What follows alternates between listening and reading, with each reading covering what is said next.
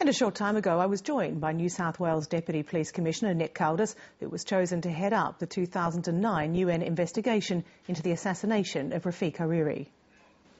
Nick Kaldas, welcome to Lateline. Thank you.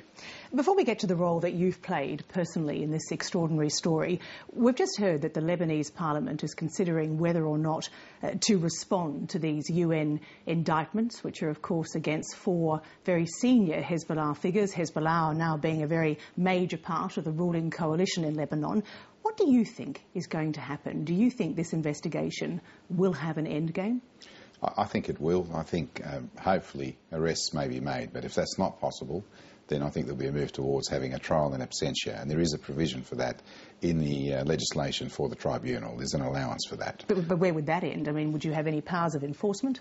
Well, I mean, ultimately you should have a verdict, one way or the other, and in some sense, even though you may not have your hands on the suspects or the offenders, at least you have closure, and that's a very important thing for the victims, their families, and for those in Lebanon who want to see justice done. But would it be justice done? Well, I think getting the truth out in many ways is justice. In the perfect world, sure, you'd have suspects, as we may here in Sydney, and you'd sentence them to a lengthy sentence and so on. But you have to accept it's a different situation, and part of the charter of the tribunal definitely was ending what they call the cult of impunity. There's a number of assassinations between 2004 and 2008, and that stopped once the tribunal was born and it was announced formally. And in some sense, I think that at least is one positive aspect of the tribunal's establishment. But of course, you haven't ruled out that the Lebanese Parliament itself will choose to act. But I wonder if you, or where you see the incentive for Hezbollah to, in essence, act against itself. You're right. It is very difficult to see them actually coming to the party and doing what we would call the right thing. I don't really know where they go from here, only they would know that. But I would argue that there is a very strong moral, almost sacred duty for the international community to do the right thing by supporting the tribunal at this stage of the game and supporting the findings of the tribunal to allow for a proper, just trial to go ahead and get the truth out. Of course, as I said, Hezbollah is now a dominant player in Parliament, but what's the mood on the ground? I mean, is this assassination, which is now 6 years ago, is there a great desire among people to see justice done? I think there is still a hunger for justice, a hunger for the truth, a hunger for the reality of what happened to come out. But not having been there for a little while, obviously I may be out of date, but certainly in all my contact with many, many Lebanese people, they want to see justice done, they want to see the truth, and they want those who are responsible for these, not only for the Hariri assassination, but other assassinations and attempted assassinations brought to justice. Well, let's take a step back because, of course, you were the chief investigator on this UN Special Tribunal, which has now handed over these indictments. How does a Deputy Commissioner of Police in New South Wales end up with this job? I was going about my business, obviously, as the Deputy Commissioner in Sydney. I did receive a number of contacts from people who were involved in the process who said this job was coming up. I may have had skills that were useful, particularly Arabic language, a little bit of cultural knowledge of the area, the region and so on, as well as obviously 30-odd years in the police force and homicide experience. So I guess in a way I fit the bill. And I got the job. I was fortunate to be released by the New South Wales Police and by my Commissioner on the understanding that it would only be a year without too many extensions after that. At the same time, I would have thought a homicide investigation in suburban Sydney would just have nothing compared to the geopolitical issues of an assassination like this one. There is an awful lot more to think about, obviously, in the Hariri assassination than a garden variety murder in Sydney. However, the principles ought to be the same, which is about ensuring the proper handling of exhibits, statements, witnesses, following lines of inquiry and taking them to the nth degree, a little bit of tenacity, hopefully, and you get there. Before you arrived, an intelligence expert who was attached to the Lebanese security forces in an earlier inquiry had been assassinated. Did you take the job with some trepidation? Oh, no, I don't think so. I think I'm aware of Major Reid, he was actually working on the Hariri investigation itself. You have to accept that when your time's up, your time's up.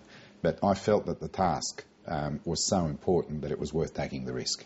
And how big a risk do you think that was? Did you fear for your life? No, I didn't. I felt quite comfortable. I think at that stage of the game, it would have been counterproductive for anyone who was a suspect to commit further acts. And I was comforted by the fact that once the tribunal was actually announced, the assassination stopped. That said, of course, the Lebanese investigators who worked with you, their names have never been revealed. No. Well, clearly there is a very high security risk. Yes, certainly. Yeah, and I think the tribunal has very much accepted its responsibility for looking after its staff as far as security goes. You were there for a year, as you said. You left before these indictments were issued. Did you wish that you could have stayed to see it to the end? Part of me would have liked to stay. However, I accepted I'd made a deal that I would be there for a year, and I think the bulk of the work hopefully was in place before I left, and I left the place in the hands of some very good investigators, analysts, prosecutors and so on, drawn from many countries, including some Arabic countries. I think we headhunted some very talented people who knew exactly what to do, and they went in with an open mind. They followed the evidence where it took them, and they were fearless in pursuing it to the nth degree. Well, indeed, there were reports before you left, or around the time that you left, that these 4 Hezbollah figures were already being fingered. Was that the case? And if so, why has it taken so long before we've actually seen indictments? Yeah, I guess in any murder investigation, but certainly in this one, with so much hanging on the result, you have to do it once and do it right. You need to take your time, you need to dot the I's and cross the T's and make sure that everything is done properly so that there can't be any criticism later on. As it turns out, there is still criticism. I'll get to that in a minute, but these 4 senior figures, the leader of Hezbollah, Nasrallah, says these men will never be handed over. How powerful are they, and where are they? I don't think we'd know where they are, but certainly... Really? You wouldn't know where any of them are? I don't, but I've been gone for a year. What I would suggest is that Hezbollah does, in fact, obviously have a very strong presence, particularly in the south of Lebanon, and they certainly have a capacity to make it very difficult, if not impossible altogether, to get your hands on people that you may want to get your hands on. But the reality is Mr Nasrallah himself has acknowledged that all 4 are members of his party, and he's obviously made other statements. What was the motivation, do you believe? I don't think we'll ever know exactly what it was. There is a lot of conjecture, and some of that will come out in evidence if the trial goes ahead. You're a murder investigator. You spend a lot of time looking for motive. You must have some thought. I mean, for example, Rafik Hariri, he wasn't Prime Minister. He'd recently left the post, but there was a lot of talk that he was planning a political comeback. Do you think that's what it was? I think that had to be part of it. There's also a resolution that he was accused of orchestrating at the UN, which called on all parties to withdraw who were not legitimate Lebanese government forces. And that also may have been a part of it, but I don't know that we'll know exactly what it is unless someone comes in from the cold and talks about it. Do you think it's a watertight case? Because I should point out that, of course, the earlier investigations actually fingered Lebanese security officials, and then it was the Syrians who were to be blamed. Yeah. Look, I don't think there is such a thing as an absolutely perfect case, but what I do know is this was a solid investigation carried out in a methodical, thorough fashion by professionals drawn from many countries who have a very credible and proven track record in major investigation. I'm comfortable that the investigation reached a point where the prosecutor was satisfied that the evidence would satisfy a court, and obviously they launched the indictments on that basis. And taking it a step further, instead of a committal hearing or a preliminary hearing, as we would call it here, there is a pre-trial judge in the Special Tribunal for Lebanon who independently sits and sifts through the evidence, and he reached the conclusion there is more than a prima facie case there. Well, as we said, the head of Hezbollah, Mr Nasrallah, has already said that these men won't be handed over, but in fact he's been highly critical of this tribunal, and indeed yourself personally. He says you worked for American intelligence and the US military operations in Iraq. Look, these are sort of scurrilous allegations. You'd have to say it's ludicrous for anyone to criticise the investigation as he has without ever having seen a statement, without knowing what's in the evidence, without knowing how compelling it is. You'd have to say it's politically motivated, the criticism. It's disappointing, and it's rhetoric that's really not going to be helpful to anyone. It's certainly not going to cause the indictments to be withdrawn or for anyone to back away. It's not, of course, just him. I understand there's quite a bit that's been written critically of you in the Arabic press.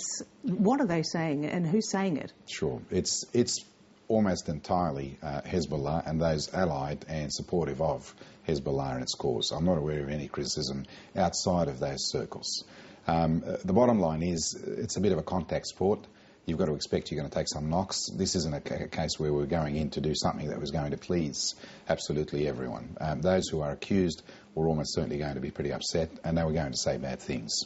And only say bad things? I know that you've been out of this tribunal for over a year, but of course your role was very, very public and very, very crucial. You feel perfectly safe wandering around now?